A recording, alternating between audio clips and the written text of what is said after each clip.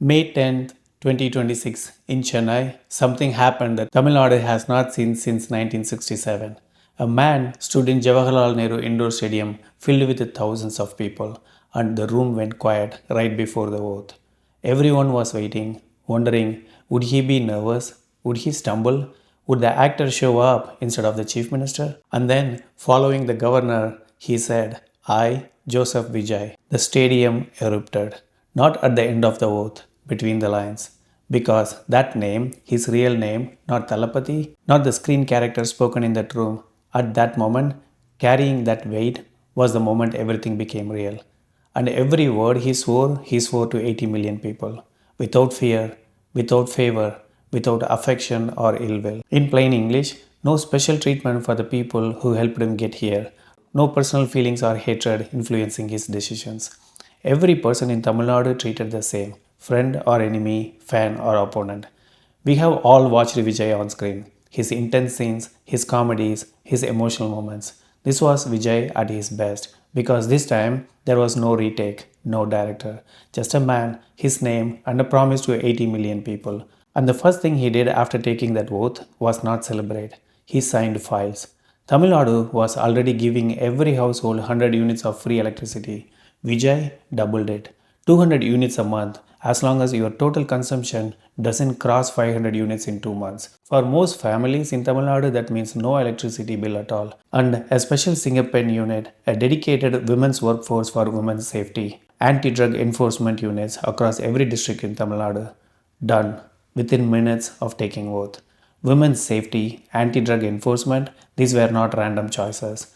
Tamil Nadu recorded over 11,000 crimes against women in 2024 alone, a 30% rise from the year before. Cases under the Protection of Children from Sexual Offences Act, crimes against children jumped 56% in the same year.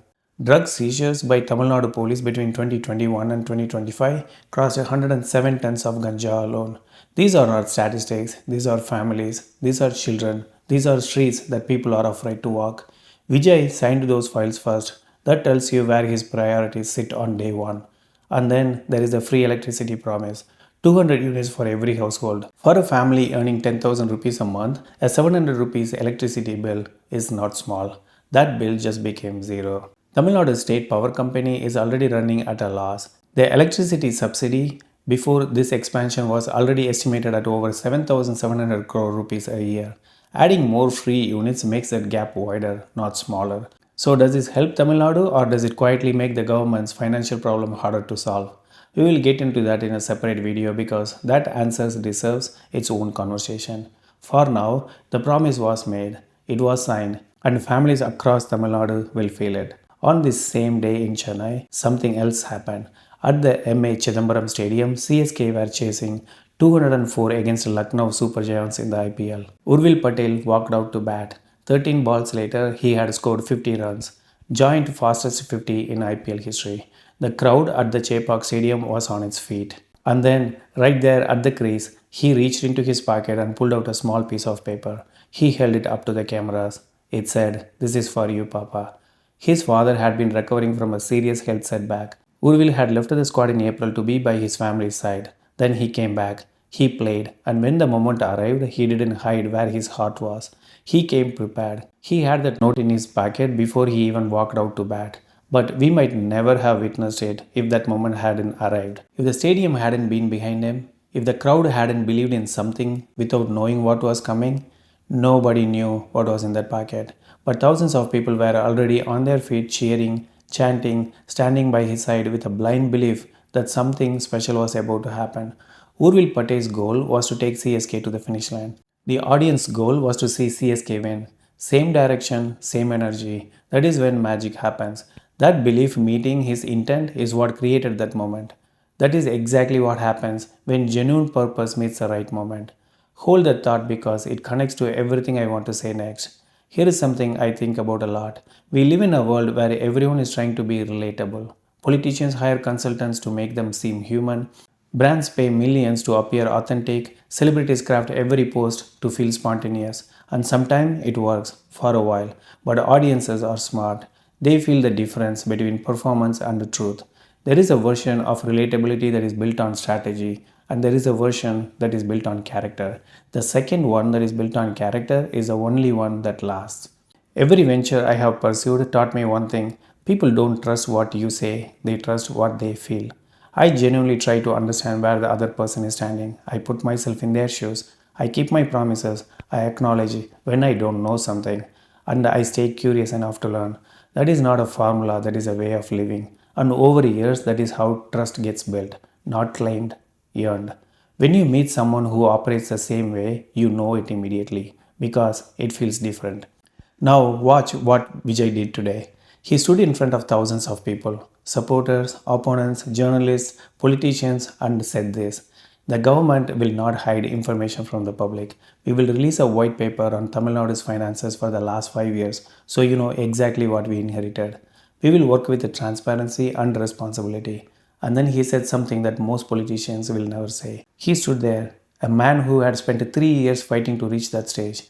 3 years of being questioned, doubted, humiliated, made to prove himself again and again. And he looked at the crowd and said, "You went through the same thing."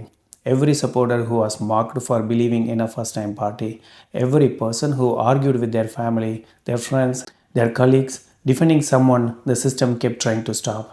The shame wasn't just his, the obstacles weren't just his. He carried it, and so did they. He called that out loud in front of everyone, and then he said, "I need you all to give me time.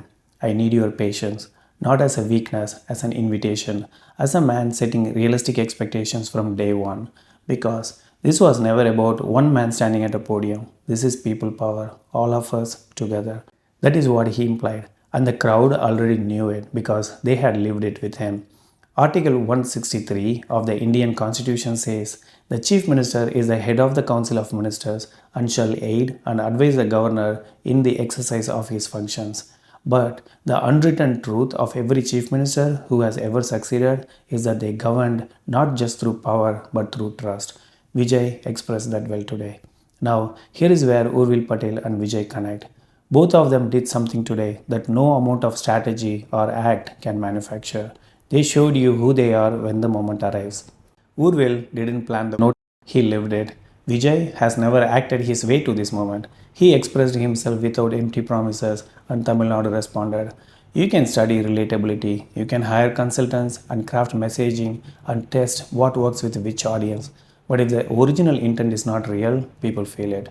And if it is real, no one can take that away from you. The people of Tamil Nadu didn't vote for strategy. They voted for someone they believed had the intent to match the words. Today was the first test of whether that belief was justified. So, what does being Chief Minister actually mean going forward?